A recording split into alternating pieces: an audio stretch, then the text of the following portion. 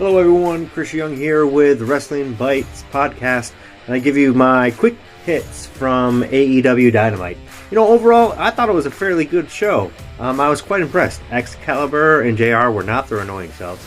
JR only made one mention of somebody from the past, and Excalibur wasn't using run-on sentences to explain things.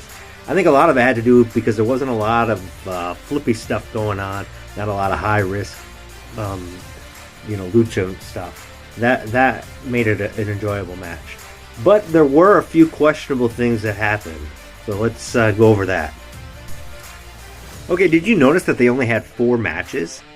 Now, I'll give you a break because the last match lasted 45 minutes. But when you only have 4 matches and 3 of them involve having apron spots, that's just bad communications. The agents got to talk to each other. Apron spots are huge. They kind of, set the tone of who's going to be in charge.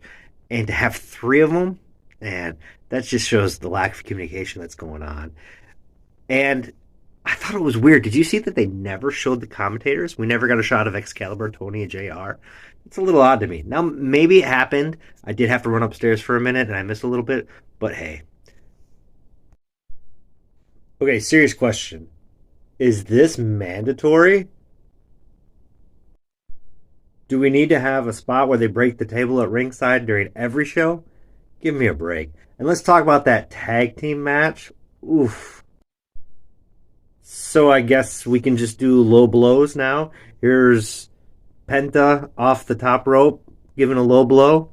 The referee's just standing there watching. I mean, I totally understand that we're burying referees nowadays, but come on, that's ridiculous. And then, did you see what happened there at the finish? Right here, Pac is in the corner, and he has to yell to get Miro's attention, to get him into place for the finish. Ridiculous. And then, of course, everybody's going to be talking about that great match between CM Punk and MJF. I personally thought it went a little too long.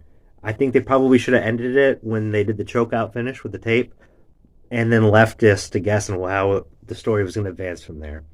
But, it is what it is.